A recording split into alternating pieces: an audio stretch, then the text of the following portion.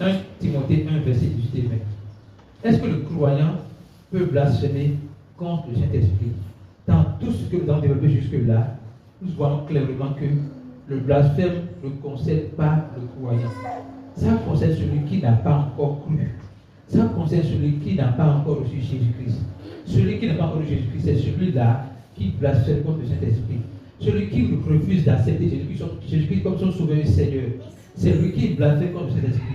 Celui qui refuse d'admettre que Jésus-Christ est vraiment venu sur cette terre et a souffert, mourir et pour son péché, c'est celui-là qui blasphème contre le Saint-Esprit.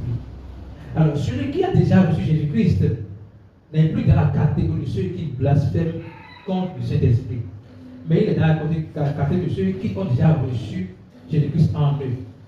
Le croyant ne peut pas blasphémer contre le Saint-Esprit parce que le croyant n'a pas banalisé le sang de l'alliance. Le croyant n'a pas banalisé la croix. Le croyant l'a apprécié et a fait foi en cela pour être croyant. Mais il y a un verset les gens peuvent encore utiliser pour faire croire que le croyant peut encore blasphémer le Seigneur. Et nous allons lire ça dans 1 Timothée 1, verset 18 à 20. Le commandement que tu t'adresses, Timothée, mon enfant, selon les prophéties faites précédemment à ton sujet, c'est que d'après elles, tu combattes le bon combat. Verset suivant. En gardant la foi et une bonne conscience. Cette conscience, quelques-uns l'ont perdue et ils ont fait naufrage par rapport à la foi. Je vais expliquer quelque chose ici, c'est une parenthèse. Car en gardant la foi, ici la foi n'est pas définie comme Jésus. La foi n'est pas définie comme Jésus, non. La foi est définie comme le message que Jésus nous a donné. Donc, puisque nous ne pouvons pas garder Jésus, c'est Jésus qui nous garde. Ok? Garder la foi ici, c'est garder jalousement le message que Jésus nous a donné. Le message de grâce qu'il nous a donné. C'est ce qu'on met dans garder la foi. Faire naufrage à la foi, faire naufrage par rapport à la foi, c'est toujours faire et donc, c'est-à-dire ne pas chérir le message. Quand tu ne chéris pas le message, c'est que tu vas tomber dans les travers des fausses doctrines. Ok? Donc, ce n'est pas mon propos, c'est juste parenthèse. Maintenant, en gardant la foi et une bonne conscience. Cette conscience, quelques-uns ont perdu et ils ont fait naufrage par rapport à la foi. Verset suivant maintenant, verset 20. Verset 20. De ce nombre sont Hyménée et Alexandre, que j'ai livré à Satan afin qu'ils apprennent à ne pas blasphémer. Notez bien. Le verset parle jusque-là des croyants. Ok? Et il dit, le croyant doit garder la foi, garder le message. Il ne peut pas garder le message pour être amené à faire naufrage, à mener dans le travail des fausses doctrines. Ok?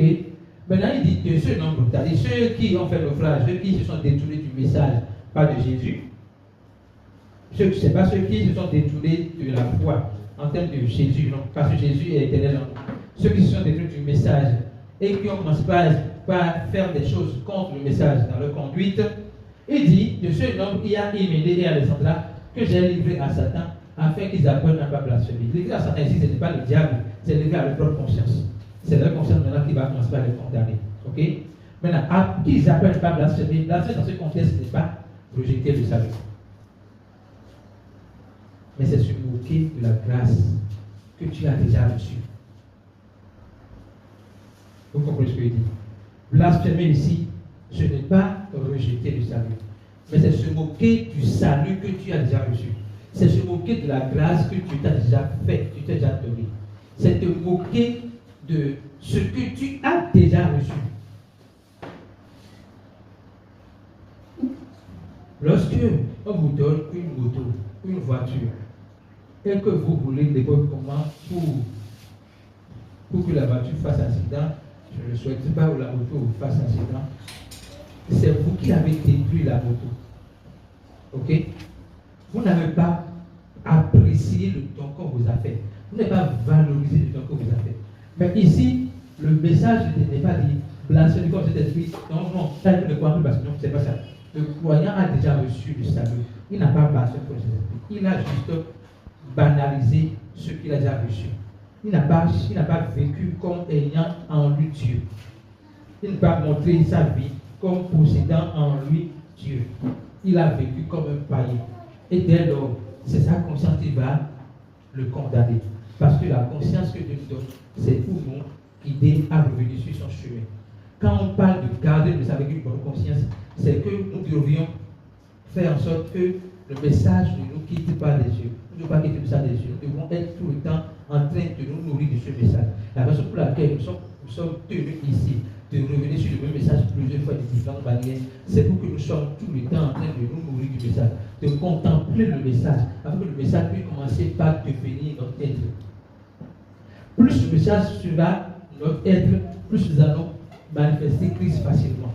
Maintenant, plus nous allons nous défendre du message, écouter des pléthores de messages pour nous empoisonner l'esprit, nous n'allons pas pouvoir tenir ferme dans le message que Dieu nous a donné. Garder la foi, c'est ce qui fait dans le Seigneur nous a donné. Blasphémer dans ce contexte, ce n'est pas rejeter le Seigneur Jésus-Christ, mais c'est se moquer de la grâce que Dieu nous a faite. Alléluia. Je prie le Seigneur de nous aider à comprendre que nous ne sommes pas capables de blasphémer contre cet esprit. Parce que nous avons déjà le Saint-Esprit en nous. Nous l'avons déjà reçu en nous. C'est ceux qui ne peuvent pas, qui n'ont pas encore reçu le Saint-Esprit en eux, qui peuvent blasphémer, qui ont encore le potentiel pour blasphémer. Nous n'avons pas le potentiel pour blasphémer encore contre cet esprit. Mais nous pouvons nous moquer de la grâce de Dieu. Nous ne pouvons pas valoriser ce que nous avons reçu déjà. Je prie le Seigneur de nous aider à chérir la grâce que nous avons reçue, à valoriser ce que nous avons reçu, à démontrer par notre conduite que nous possédons Dieu en nous. Je prie que la lumière qui vit en nous puisse briller avec une telle intensité que le monde reconnaîtra que nous avons Christ en nous. Merci Jésus. Commençons par dire merci à Jésus pour la révélation que